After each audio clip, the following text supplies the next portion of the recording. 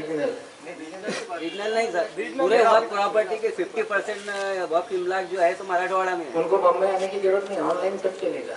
नहीं तो फिर वो ऑनलाइन यहाँ से भी हो सकता है, औरंगाबाद से क्यों नहीं हो सकता? औरंगाबाद से क्यों नहीं हो सकता? पीछे एक वजह है, इफेक्टिव काम नहीं होता।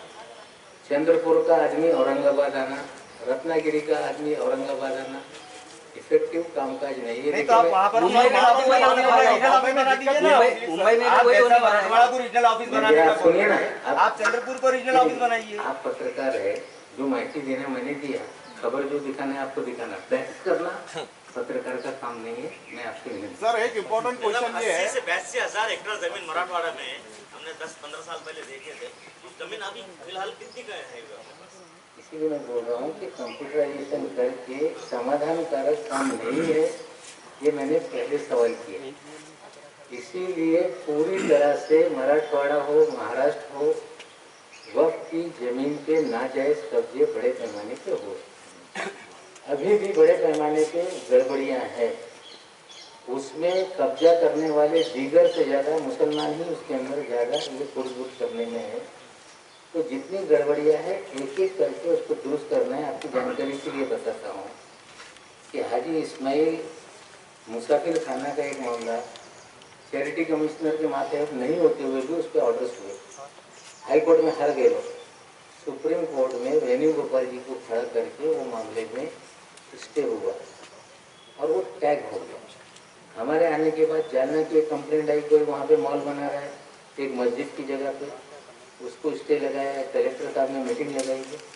तो जितने भी लोगों से हमारी विनती है, जो जो गलत जानकारी जिसके पास है वो हमारे मंत्रालय में सारे कागजात एक एक केसेस के बारे में भेजेगा, तो सब विषय की जांच करके एक एक चीजों को दुरुस्त करने का काम। एटीए के कमीशन बिठाया गया था, उससे क्या हुआ? कमीशन जो कमीशन बिठाया गया उसकी रिपोर्ट है, उसकी जो भी रिकमेंडेशन है उसको निकाला जाएगा। पिछले 5 साल में बीजेपी की गवर्नमेंट में पेंडेंसी बड़े पैमाने पर बढ़ी। कोई जिस तरह से इफेक्टिव काम करना चाहिए था काम नहीं हुआ। जो भी स्टेट कमेटी की रिपोर्ट है उस पर पूरी तरह से अमल करना। सर इसी से रिलेटेड क्वेश्चन है, ये एटी के शेख की सिफारिश के ताल्लुक से आपके वक्फ बोर्ड की एक मेंबर है खालिद कुरैशी, कल उन्होंने मैसेज दिए कि वो जो दागदार पहले मेंबर रह चुके, जिनके ऊपर बहुत सारे एलिगेशन भी लगे, तो उन्हीं को दोबारा वक्फ बोर्ड में लिया जा रहा है। इस तरह की कोशिशें हो रही है। बिल्कुल किसी को लिया नहीं गया। कोशिशें जारी, जो भी अपॉइंटमेंट होगा वो एक्ट में जो प्रोविजन है, जिनके ऊपर मुकदमे है, जो टार्निश है, वो कोई भी बोर्ड में नहीं आएगा। मेंबरान का इलेक्शन कब होगा सर? मेंबरान का इलेक्शन कब होगा? अभी तो 3 ही मेंबर है। ऐसा है कि 7 चाहिए। ऐसा है कि वक्त में बार काउंसिल से 2 लोग आना है जी। अभी 2 मुस्लिम बार काउंसिल के मेंबर है। एक कुरैशी साहब है जो नागपुर पे, जिनके ऊपर इल्जामात है, उसे हम नहीं ले सकते। एक दूसरा मेंबर है पूना के पठान। तो ये दोनों लोगों को देखकर उसमें जो भी क्लियर होगा उन्हें वहाँ अपॉइंट करेंगे। एक जो एमपीज है, 2 एमपी को अपॉइंट करना है। आज मुसलमान 2 एमपी महाराष्ट्र में हैं, इम्तियाज जलील साहब और जिया खान मैडम। ये दोनों को लेने के लिए हमने लीगल ओपिनियन मांगा है कि यहाँ पे 2 सीट है, 2 ही मेंबर है, डायरेक्ट अपॉइंट कर सकते हैं कि इसका भी इलेक्शन प्रोसेस करना। LNJT से जैसे ही फाइल क्लियर होगी, अगर हमें परमिशन दी गई कि दोनों का अपॉइंटमेंट इमीडिएट करो, तो दोनों को अपॉइंट करेंगे। उन्होंने कहा कि प्रोसेस करके इलेक्शन से जाओ तो करेंगे। विधानसभा के 2 मेंबर का प्रोसेस जल्दी हम शुरू करने वाले हैं। तो ये हो गया जो बाय कंपल्सन चीजें है। एक सोशल वर्कर की पोस्ट है जो NN शेख साहब की इलीगल अपॉइंटमेंट थी, उनको हमने बर्खास्त किया, वहाँ नया मेंबर आएगा। 2 इस्लामिक स्कॉलर की, एक शिया एक सुन्नी, उसका भी सिलेक्शन एप्लीकेशन मंगा के उसमें बेस्ट जो होगा उनको अपॉइंट करेगा। खालिद साहब ने सीधे तौर पे जो है तो आरोप लगाया, हटाया जा रहा है। उन्होंने फाइलें चोरी की है, सारे रिकॉर्ड हमारे पास है। उनको नोटिस भेजा गया और उनको हियरिंग दी जाएगी। वक्फ बोर्ड के फाइल में 6 चोरी की है उन्होंने। पिछले 2 साल से फाइल अपने घर में रखे हुए थे। लगातार करने के बाद फाइलें नहीं दे रहे थे। अब उनको नोटिस गई है कि जो आप गलतियां कर रहे हैं उसका जवाब दो। भारतीय जनता पार्टी का वो अपॉइंटमेंट इलीगल था और उसके जरिए पूरे वोट को बर्बाद करने का काम हो रहा था। फाइलें चोरी की जा रही थी। नोटिस गई है और नोटिस देने के बाद क्या जवाब आएगा, अगर क्रिमिनल एक्ट होगा तो मुकदमा भी दर्ज करेंगे, गिरफ्तारी भी करेंगे। सर कुछ इरेगुलरिटीज है सर, कुछ जो कंप्लेंट की हुई है यहाँ पर भी की हुई है, इनवर्ड आउटवर्ड से सीओ साहब के पास फाइल नहीं जाती। ये 5 साल से मैं शिकायत कर रहा हूँ। आप मेरे पास भेजो लिखिए। सर मेरी प्लीज, मैं दे देता हूँ। आप पत्रकार है कि ग्रीवेंस ला रहे हैं? ग्रीवेंस के लिए वहाँ मिला, पत्रकार है तो सवाल। सर कुछ आरोप ऐसे है सर वक्फ बोर्ड के ऊपर और कुछ मेंबर्स के ऊपर और माजी जो सीईओ है उनके खिलाफ में सर, जो बहुत गंभीर प्रकार के आरोप है कि उसमें उन्होंने अपना इरेगुलरिटीज किए हैं। तो सर उसमें तीन बहुत इंपॉर्टेंट है। एक है SBUT का है सर प्रकरण मुंबई का, जो अपना सैफी बुरहानी अपलिफ्टमेंट ट्रस्ट का सर, उसमें 16.5 एकड़ की जमीन है सर। उसके अंदर 4-5 हजार रुपए 4-5 हजार करोड़ की प्रॉपर्टी है वो। उसके अंदर सर एक ये था कि बोर्ड ने रिकमेंड किया था कि उसको परमिशन देना नहीं, लेकिन जो वहाँ के माजी जो सीईओ है अपने यहाँ के, उन पे ऐसा आरोप है कि उन्होंने 5 करोड़ रुपए लिया उसके अंदर और एक फ्लैट भी लिया है और उसको मंजूरी दिया है सर। एक ही है सर। दूसरा सर एक मैटर है अबरहानी के सर रिलेटेड मैटर है सर एक वो, जिसमें सर वक्फ अलल औलाद का सर मैटर है वो। उसमें सर एक बुढ़िया को डुप्लीकेट खड़ा किया गया वहाँ पर और उसको एनओसी दिलाई गई सर। वो उसके अंदर सर अपना दिया जाएगा तो जांच करके जो सर इसमें और एक तीसरा सर मैटर कैसा है नहीं सर उसमें सर हमारा कहना है सर उसमें हमारा जरा सुनिए, आप सवाल कीजिए सर उसमें हम ये पूछ रहे हैं। आप सुनिए ना, आप देखो आप पत्रकार, कोई भी आदमी पॉलिटिकल नहीं चाहिए मिनिस्टर के अलावा। सर जरा आप बैठिए, पत्रकार के हैसियत से सवाल पूछिए। पत्रकार नहीं आप जवाब हम पत्रकार नहीं है। सर हम ये पूछ रहे हैं कि उसमें कार्रवाई क्या करे आपने? आरोप तो सर आपके पास ऑलरेडी आए हुए हैं, उसमें आपकी तरफ से क्या कार्रवाई हुई हम ये जानना चाहेंगे सर। ये मच्छी बाजार बनाएंगे। आप अगर कोई किसी के खिलाफ कंप्लेंट है, जांच करके वो सभी लोगों पे कार्रवाई हो। नहीं सर हम ये चाह रहे हैं कि कार्रवाई क्या की है अभी तक के आरोप तो पहले से किए हुए हैं उसके अंदर सर। बोल रहा हूँ कि आरोप जो भी किए गए उसकी जांच होगी और जांच करके कार्रवाई। जो सर सर्वे शुरू किया गया क्या चल रहा साहब उसका? पुणे में गलत सर्वे हो रहा है ऐसा पता चला। परभनी और पूना का सर्वे का काम शुरू हुआ है पिछली गवर्नमेंट के टाइम। कोविड से पहले पूना का हमने एक अड़ावा लिया था, जो काम कर रहे हैं। फाइनल सर्वे की रिपोर्ट अभी तक आई नहीं। उन्हें ये कहा गया है कि जल्दी से जल्दी दोनों डिस्ट्रिक्ट जो पायलट प्रोजेक्ट हैं परभनी और पुणे, उनका सर्वे कंप्लीट करके जल्द से जल्द। उनमें मस्जिदों की एंट्री हो रही है, कब्रिस्तान की एंट्री नहीं हो रही। सर्वे हो रहा है। एक बार सर्वे आएगा उसको पब्लिश करेंगे। पब्लिश करने के बाद लोगों को मौका दिया जाएगा कि अगर कुछ छूटा हुआ है तो आप सजेस्ट करो, कुछ गलत तरीके से आए तो ऑब्जेक्ट करो। ऑब्जेक्शन सजेशन का प्रोसेस करके गजट निकलता है। अगर कोई छूट गया है तो रूल में प्रोविजन है, पीपल कैन रेज क्वेश्चन कि ये छूटा है, इंक्लूड करो। इंक्लूजन एंड डिलीशन का ये अधिकार जनता को रहेगा। जब ये सर्वे की रिपोर्ट पब्लिश होगी तो लोगों से अपील करेंगे, आप देखो तो छूटा है तो बताओ, गलती से आ गया तो वो भी बताओ, फिर फाइनल उस पर अप्रूव करके गजट निकाला जाएगा। आमदाज का क्या है सर? आमदाज का इश्यू जो है तो अभी आना का मसला बना हुआ है और अदर डिपार्टमेंट की तरह वक्फ बोर्ड भी गवर्नमेंट का ही इदारा है। हाँ, म्यूनसिपल कमिश्नर अपने हाथ से पूरे पौधे लगा देते हैं उसके अंदर जो बिल्डिंग है, जबकि आप लोग मंत्रालय में उसकी मीटिंग होने वाली है। उसके अंदर यहाँ के खासदार साहब भी मुझे मिले थे, उन्होंने भी कुछ बातें बताई है।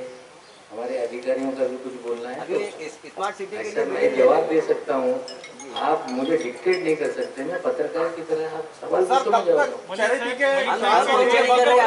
जवाब मी बोलतोय तुम्हाला की जे काही प्रश्न असतील लेखी तक्रारी आल्यानंतर रीतसर कारवाई होते। बिहार निवडणुकीमध्ये भाजपकडून कोरोना वॅक्सिन जी आहे ती मोफत दिली जाईल असं आश्वासन दिलं जात आहे। हे आश्वासन चुकीचं असल्याचं मत सामनाच्या अग्रलेखात नोंदवलं गेलेलं आहे। असं आहे बघा, जिथे निवडणूक आहे तिथे आश्वासन देत आहे, त्या उलट देश चालवत असताना कोरोनाची हे जे संकट या देशामध्ये आहे, मोदी साहेबांच्या चुकीच्या निर्णयामुळे या देशामध्ये हा संकट निर्माण झाला. जेव्हा 31 डिसेंबर रोजी WHO ने जाहीर केला होता की इंटरनॅशनल हेल्थ इमर्जन्सी आहे, त्या काळामध्ये देशातले सर्व बॉर्डर्स, विमानतळ असतील, बोटी असतील किंवा रोडने येणारे रस्ते असतील, तिकडे जर सगळ्यांना येण्यापासून मज्जाव केला असता तर या देशामध्ये लॉकडाऊनची काही गरज नसती. आणि आजच्या घडीला जे 80 लाख आकडा आहे किंवा 1,20,000 लोक मृत्युमुखी पडले, हे पडले नसते. आता हे सगळी परिस्थिती जी निर्माण झालेली आहे ते पंतप्रधान यांच्या चुकीच्या धोरणामुळे आहे. आणि त्यांची जबाबदारी आहे की त्यांनी जाहीर केलं पाहिजे की निवडणुकीसाठी तुम्ही लस देणार आहे की लोकांचा जीव वाचवण्यासाठी लस देणार आहे. संपूर्ण देशवासियांना लस देण्याची जबाबदारी केंद्राची आहे. जर ते करत नसतील तर महाराष्ट्र सरकार निवडणूक नसतानाही खर्चेने लोकांना हे लस देणार. सांगितले एक तर कार्यालय मुंबईचं आहे, मुंबईचा विषय सांगितला, रेकॉर्ड ऑनलाईन करणार आणि कागदपत्रांचं जतन करणार. याला काही तुम्ही specific time period, time limit ठरवताय का? 100% म्हणजे डिजिटलायझेशनसाठी यांना टेंडर मागवण्यासाठी सांगण्यात आलेलं आहे. कम्प्युटरायझेशनसाठी हे IT डिपार्टमेंट सगळं तयार करत आहे. म्हणजे हे सगळे टेंडर फ्लोट झाल्यानंतर त्याला मान्यता देऊ आणि कामाला सुरुवात करू. मला वाटतं 6 महिन्यात ते सगळं डिजिटलायझेशन असेल, कम्प्युटरायझेशन असेल, म्हणजे हे सगळं होऊ शकतं. सर हज कमिटी सर आपल्या मध्ये प्रवेश झालेला आहे. प्रवेश झाल्यानंतर मी तुम्हाला एक आणखी माहिती देतो. मुंबईमध्ये ऑफिस हलवण्यासाठी इम्तियाज जलील साहेबांचं पण पत्र माझ्याकडे आहे. सर हज कमिटी सर आपण जे बरखास्त केली आहे सर, नए एम्प्लॉइज कब होंगे अपॉइंटमेंट बताओ. अपॉइंटमेंट जल्द से जल्द हो जाए. मलिक साहेब, राष्ट्रवादीमध्ये प्रवेश झालेला आहे. स्टाफ नहीं है. स्टाफ भी हम अपॉइंट करने की सारी प्रोसेस सर हज कमिटी सर आपण बरखास्त केलेली आहे सर. तर नवीन हज कमिटी आपण कधी स्थापन करणार हज आहोत? कमिटी बरखास्त केल्यानंतर अफरातफर त्यांनी पण केला, नोटीस देण्यात आली, ड्यू प्रोसेस फॉलो करून बरखास्त करण्यात आला होता. नागपूर हायकोर्टामध्ये ते लोक गेले होते. हायकोर्टाने ते त्यांच्या रिट पिटिशन फेटाळून लावला आणि सांगितलं की हे सगळं चुकीचं आहे, आमच्या निर्णय हे योग्य आहे असं निर्णय नागपूर हायकोर्टाने दिलेला आहे. त्याच्या गठन करण्यासाठी आता प्रोसेस आम्ही सुरू केलेला आहे. सगळ्यांचे अर्ज मागवतोय आणि 2-3 महिन्यामध्ये हजला अजून वेळ आहे, ते सगळे हज कमिटी गठन होते. इसमें जो है हज कमेटी हो गया, माइनॉरिटी कमीशन है और मौलाना आजाद फाइनेंस कॉर्पोरेशन है, आपके अंडर में है सर. जल्दी सब अपॉइंटमेंट हो जाएगी. सर 1 साल जल्द से जल्द. गवर्नमेंट को अभी तक कोई 1 साल में 8 महीने कोविड में सरकार जूझ रही है. सर सवाल ये है कि आप बाइफर्केशन कर रहे हो, बोलता मुंबई और औरंगाबाद नहीं, डिविजन्स एंड सेंटर डिवीजन बना रहे हैं, लेकिन अभी एम्प्लॉयमेंट का जहाँ तक सवाल है सिर्फ 37-38 लोगों के वर्क बोर्ड ऐसा मैं बोल रहा हूँ कि पूरी तरह जरा सुनो अस्ताद भाई, जहाँ जहाँ गरज होगी वहाँ वहाँ अपॉइंटमेंट हो. सध्या जर युथ आघाडी आहे शिवसेनेसोबत काँग्रेसची, मात्र येत्या निवडणुकीत काँग्रेस वेगळं लढण्याचा विचार करत आहे. तुम्ही काय म्हणणार आहे? आणि सर याला जोडून असं आहे की निवडणूक आल्यानंतर बघू. मात्र त्यांना कुठलं पद दिलं जाणार हे निश्चित झालेलं नाही. तुम्हाला काय पण त्यांना वाटतं? पद पाहिजे जे अट ठेवून ते आलेले नाही. ते महान नेते त्यांची योग्यता बघून निश्चित रूपाने पवार साहेब त्यांना जबाबदारी देतील. चंद्रकांत दादा म्हणले एकनाथ खडसेला कुठलं चॉकलेट देणार, कॅडबरी देणार की पार्ले देणार? आता मोदी साहेबांच्या चहा कुठला आहे ते आम्ही तपासू. मग आता लय चहा या महाराष्ट्रात आहे. आता कुठला चहाचं आणि कुठला कप हे ब्रँड ते ठरू शकताय. आम्ही चहा पण वाटत नाही, गोळ्या पण वाटत नाही, चॉकलेट पण वाटत नाही. जे ते करताय त्याच्या अनुभवाच्या आधारावर हे प्रश्न ते विचारतात. एकनाथ खडसेंच्या रूपाने राष्ट्रवादीने 70,000 कोटीच्या सिंचन घोटाळ्यातील प्रमुख साक्षीदार पडला असा आरोप सध्या भाजपचा. 5 वर्ष सरकार त्यांच्याकडे होता. हे जे घोटाळेचे आरोप करत होते ते सगळे आरोप खोटे होते. आजपर्यंत एक पण सिद्ध झालेला नाही. वक्त से पूछिए। उलट आजच्या घडीला हे जलयुग शिवार योजनेच्या SITच्या माध्यमातून चौकशी सुरू करण्याचा निर्णय झालेला आहे. सर, सुप्रीम कोर्ट के फैसले वक्फ बोर्ड के हक में आते हैं। 3 फैसले सुप्रीम कोर्ट के वक्फ बोर्ड के हक में आए, लेकिन वक्फ बोर्ड पोजीशन लेने से फांसी रहे, ऐसा क्यों? स्पेसिफिक बताएंगे तो कार्रवाई करेंगे। वक्फ बोर्ड में रिकॉर्ड है पूरा। ऐसा जो भी स्पेसिफिक है, मैं पत्रकारों को हाथ जोड़ के विनती करता हूँ कि आप लिख के मुझे देंगे तो उस पर जहाँ कुछ होगा उसको दुरुस्त करेंगे।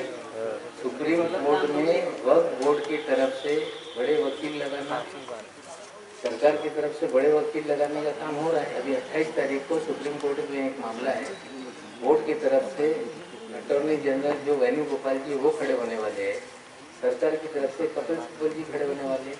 अगर कोई स्पेसिफिक जानकारी आपके पास है, आप मुझे लिख के देंगे तो उसको निश्चित रूप से कार्रवाई तो आपको नहीं लगता कि लीगल सिस्टम जो है आपका कमजोर है यहाँ वक्फ बोर्ड का? मैंने पहले ही कहा कि सारी चीजें ढंग से नहीं चल रही है। इम्प्लीमेंट कब होगा ये पूछो यार, इम्प्लीमेंट जल्द से जल्द हो। चला आता संपू। सर हिंदी में एक बार बता दीजिए, वो हिंदी है ना, इलेक्शन के बारे में। विशेष कार्यकारी अधिकारी श्री NS सिंह जी,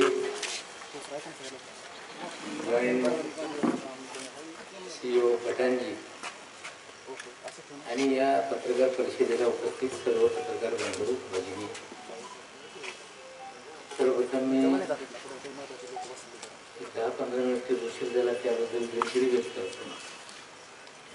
मी आजची ही पत्रकार परिषद महाराष्ट्र वक्फ बोर्डाच्या कामाच्या बाबतीत माहिती देण्यासाठी बोलवण्यात आली. आपल्याला माहिती आहे की महाराष्ट्रामध्ये महाराष्ट्राची निर्मिती झाल्यानंतर वक्फ ॲक्ट 1964 त्या अंतर्गत मराठवाड्यातले जे आता सध्या 8 जिल्हे आहेत, आधी ते कमी होतं, त्या जिल्ह्यांमध्ये मराठवाडा वक्फ बोर्ड हे काम करत. नंतरच्या काळामध्ये 1995 साली वक्फ ॲक्ट केंद्राने पार्लमेंटमध्ये सादर नवीन केल्यानंतर त्याची व्याप्ती सर्व राज्यभर, प्रत्येक राज्यामध्ये तो बोर्डची निर्मिती झाली पाहिजे.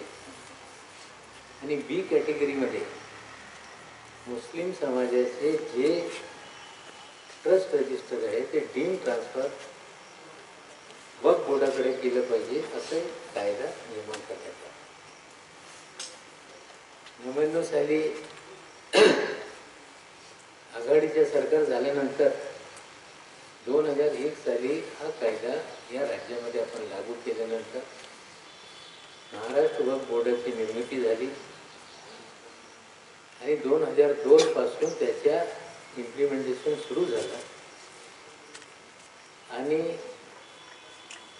ते संपूर्ण राज्यामध्ये प्रत्येक जिल्ह्यामध्ये जे संस्था चॅरिटी कमिशनरकडे रजिस्टर होती ते डीम ट्रान्सफर करण्याच्या कारवाया सुरू झाली आणि जवळपास 5,970 हे जे ट्रस्ट होते ते त्यांनी आमच्याकडे ट्रान्सफर केले. अजूनपर्यंत सर्व हे चॅरिटी कमिशनरनी काही नवीन एक विषय समोर येत राहतात, जे आमच्याकडे ट्रान्सफर केलं पाहिजे ते ट्रान्सफर झाली नाही, मग ते तक्रार करून पाठपुरावा करून ते ट्रान्सफर करण्याची कामं सुरू असतात. पण 2002 साली वक्फ बोर्डची निर्मिती झाल्यानंतर राज्यस्तरीय समाधानकारक कामकाज बोर्डाचा राहिला नाही, हे सत्य परिस्थिती आहे. त्या काळामध्ये 2002 साली 3 पर्यंत मी राज्यमंत्री या खात्याचा होतो. त्या काळामध्ये काही दुरुस्त आम्ही करण्याचा प्रयत्न केला, मग बरेचसे काही तक्रारी झाली, याच्यावर काही इन्क्वायरी बसवण्यात आली, त्याचे रिपोर्ट आले आणि जे समाधानकारक कामगिरी झाली पाहिजे तशी आज आढावा घेत असताना मला जवळपास 10-12 महिने झाले, 10 महिने झाले या खात्याचा मंत्री असताना दुसऱ्यांदा मी बोर्डाच्या कार्यालयामध्ये येऊन आढावा घेण्याचं काम केलं आणि असा मला अंदाज आला की बाबा हे समाधानकारक काम बोर्डाचं नाही, सत्य परिस्थिती. त्यासाठी त्यांची पण काही अडचण आहे. बोर्डमध्ये काम करणारे जे बोर्ड मेंबर आहेत त्यांचे अधिकार काय ते त्यांचे अधिकार समजत नाही. सीईओचे अधिकार काय ते त्यांना कळत नाही. प्रत्येक बोर्डचा मेंबर त्यांना एक्झिक्युटिव्ह पॉवर आहे काय या भूमिकेत तो काम करतो. म्हणजे एकंदरीत आजपर्यंत वक्फ बोर्डाचे जे रूल्स रेग्युलेशन्स आहेत ते पण मान्यता सरकारकडून मिळाली नाही. जे रूल्स बनवण्यात आले होते, नवीन कायदा निर्माण झाल्यानंतर अमेंड करण्याची गरज होती, ते पण झालेलं नाही. एकंदरीत ही परिस्थिती आहे. आम्ही सुरुवातीला आढावा घेतल्यानंतर की एकंदरीत पेंडन्सी बोर्डाकडे किती आहे कामाची, म्हणजे नवीन ट्रस्ट कोणी रजिस्टर करत असेल वक्फ ते किती पेंडिंग आहे. एखादा चेंज रिपोर्ट म्हणजे ट्रस्टी बदलणं, ज्याच्यात आपण मुतवल्ली बदलणं, हा किती पेंडन्सी आहे. किंवा त्यांची स्कीम रिवाइज करणे ही किती पेंडन्सी आहे. 2012 सालापासून पेंडन्सी सातत्याने वाढत गेली होती. मागच्या काळामध्ये आम्ही त्यांना टार्गेट दिला की बाबा तुम्ही 3 महिन्यामध्ये कुठेतरी पेंडन्सी संपवली पाहिजे. तरीही पेंडन्सी कोविडमुळे यांना संपवता आली नाही, ही सत्य परिस्थिती. पण माझे डायरेक्शन दिल्यानंतर त्यांनी 4 मीटिंग घेतली आणि त्या 4 मीटिंगामध्ये 1623 प्रकरणं त्यांनी कुठेतरी निकाली काढण्याचं काम केलेलं आहे. आता एक नवीन पद्धत आम्ही सुरू करतोय.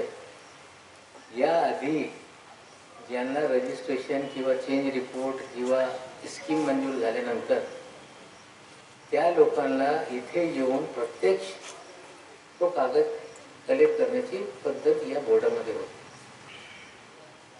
असा निर्णय आम्ही घेतलेला आहे की आता कोणी व्यक्ती या बोर्डाला मध्ये येणार नाही. आमच्याकडून त्या विश्वस्त किंवा मुतवल्लीला पत्र जातील की तुमचं रजिस्ट्रेशन हे बोर्डाने मंजूर केलेलं आहे, हे कागद आम्हाला तुम्हाला पाठवायचं आहे. याची परतचे 40 रुपये प्रतिप्रत, समजा 120 रुपये 3 पानं असतील, 4 पानं असतील. मग पोस्टल चार्जेस त्यांनी आमच्या अकाउंटवर RTGS केलं पाहिजे आणि मग थेट त्यांना पोस्टाने पाठवण्याची सिस्टम आजपासून या बोर्डामध्ये आम्ही सुरू केलेलं आहे. कोणी इथे येणार नाही आणि हँड डिलिव्हरी कोणाला भेटणार नाही. ज्यांच्या ॲड्रेस असतील त्यांना हे देण्याचं काम होईल.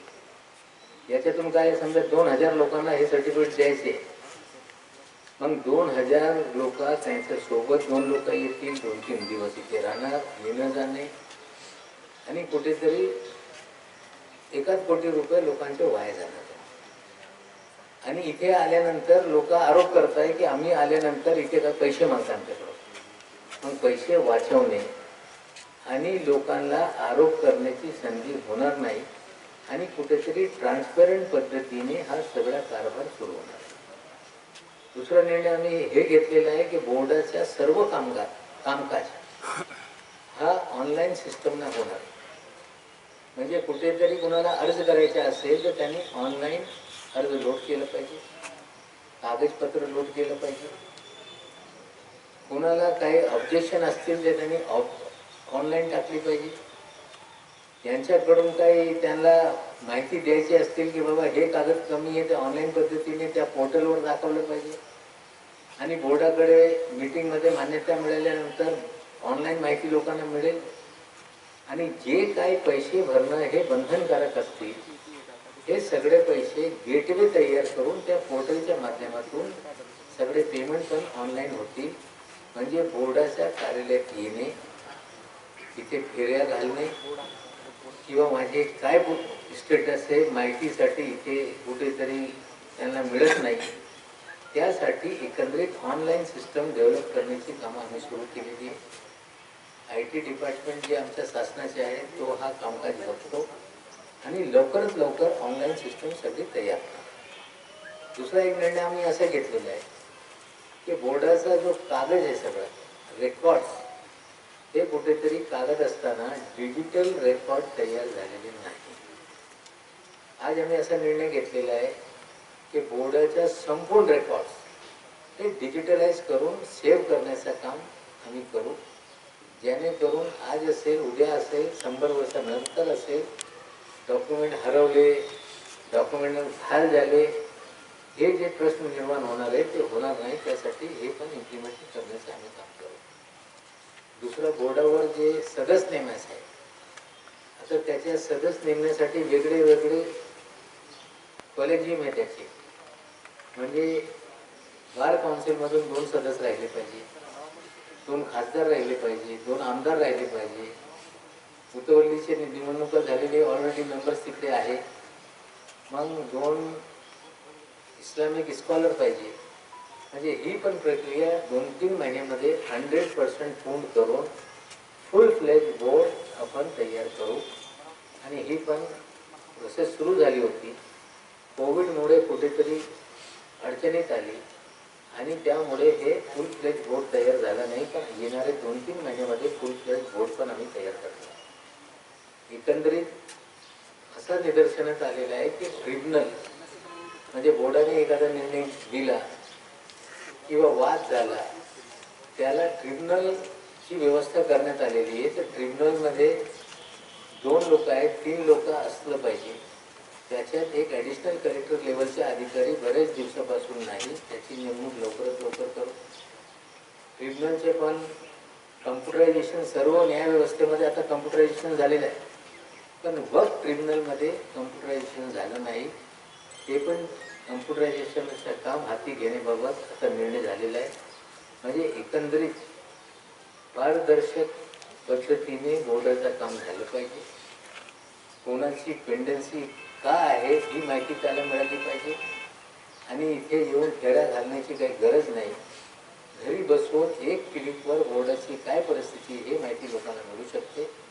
त्या पोर्टलमध्ये जे लिगल डिस्प्यूट असतील, समजा ट्रिब्युनलमध्ये केसेस आहे तर आज किती केसेस आहे, हायकोर्टात असतील तो आज हायकोर्टात किती केसेस आहे, सुप्रीम कोर्टात असतील तर किती केसेस सुप्रीम कोर्टामध्ये. म्हणजे 1 क्लिकवर संपूर्ण महाराष्ट्रभर कोर्ट काय आहे लोकांना माहिती मिळेल अशी परिस्थिती निर्माण करण्याचं काम आम्ही करू. की वेगळे वेगळे इश्यू असत आहे टेक्निकली, त्या बाबतीत लोकांची मागणी आहे की परमनंट आम्हाला चीफ ऑफिसर टेम्पररी चार्जमध्ये नको, आम्हाला परमनंट चार्जमध्ये ठेवलं पाहिजे अधिकारी. त्याच्या बाबतीत पण लवकरच निर्णय करू. दुसरी एक आणखीन माहिती देऊ इच्छितो की महाराष्ट्र वक्फ बोर्डच्या मेन कार्यालय हा मुंबईमध्ये निर्माण होणार आहे. आणि मराठवाड्याचे 8 जिल्ह्यासाठी रिजनल वक्फ ऑफिस जे आधीपासून औरंगाबादमध्ये होता तो राहील. आणि 8ही रिजनमध्ये आमचे ऑफिसेस निर्माण करू, प्रत्येक जिल्ह्यामध्ये ऑफिसेस निर्माण करू. आणि या पद्धतीने ट्रान्सपेरंट सगळ्यांना न्याय देणारा बोर्ड असेल या दिशेने काम करण्याची तयारी आमची आहे. आपले काही प्रश्न असतील तर निश्चित रूपाने नक्की